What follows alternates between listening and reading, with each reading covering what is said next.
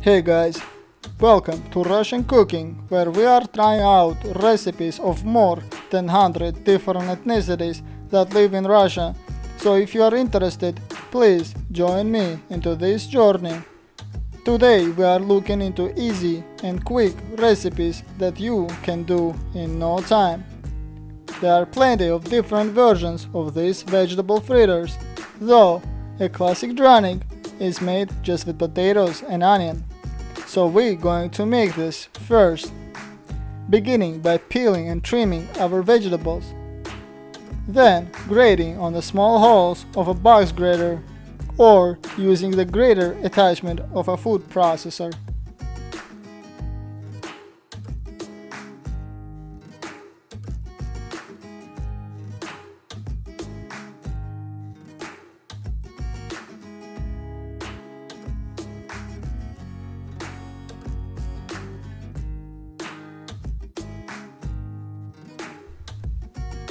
Place your mix into a colander set over the bowl. Ideally, you want to let it sit for 10 minutes to remove that extra water. It helps to wring it out in a cheesecloth if you have one. Really, anything that may help. Paper towels or your bare hands, kitchen towel, whatever. The idea is to squeeze that water out as far as possible so our potatoes don't turn dark.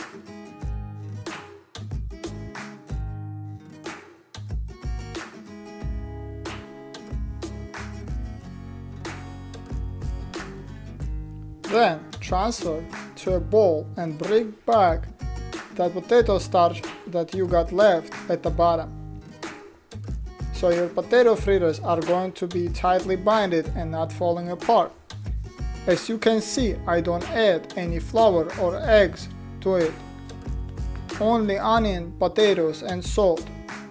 For now, I let this bowl sit aside and I quickly move to another version of fritters that you might also find a great liking.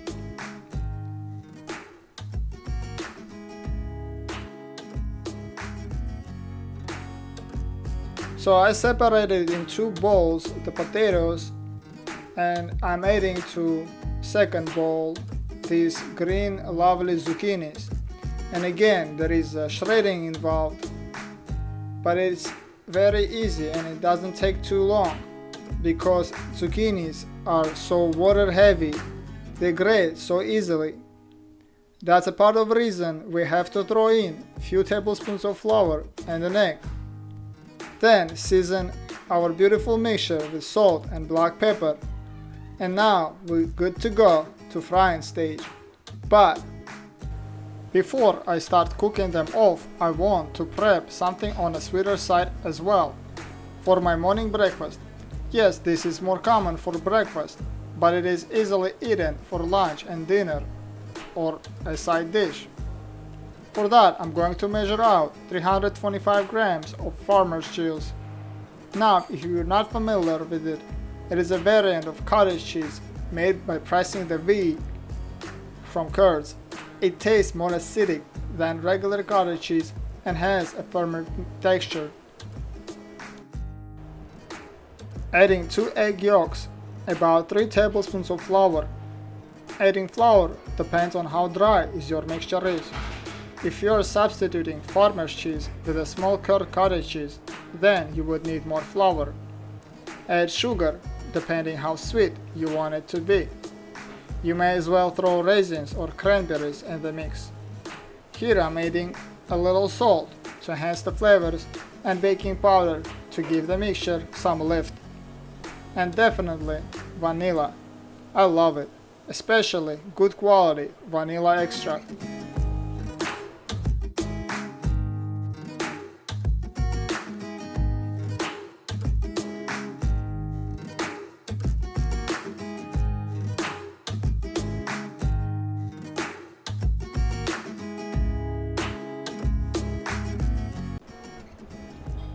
This is time to form our cottage cheese pancakes, also known as sirniki. I'm going to measure it so I can evenly split it into same size cakes and begin shaping them.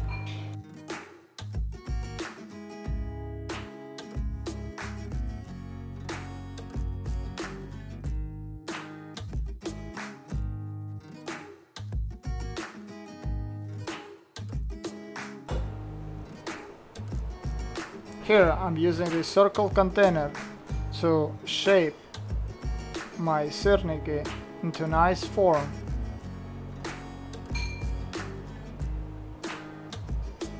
Then I'm just gonna beat it off with a knife to get rid of excess flour and finally shapeanize them.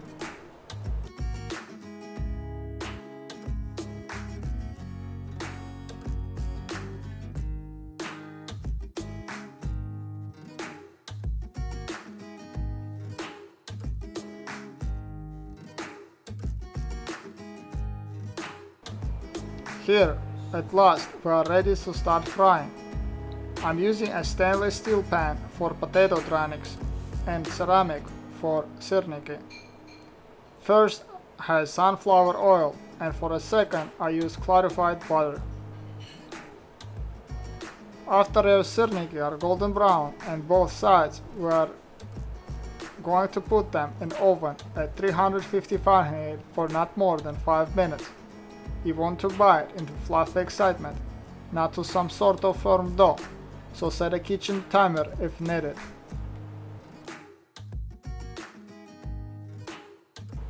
When your potato fritters are done, you shift them into a plate with a paper towel for a few minutes to absorb some of the oil, but don't leave it there. Paper towels will trap steam and cause your food to get soggy. So here you can see how I fry scoops of my zucchini potato mixture, pressing them into pancake shapes. And syrniki are ready. The timer just went off.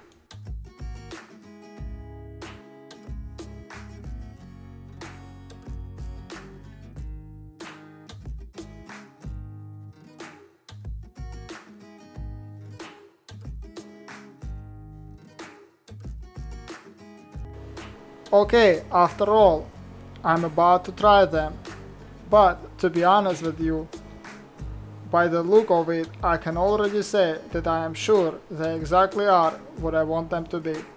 Crispy and juicy draniki, fluffy and sweet syrniki. Thank you for watching. See you next time.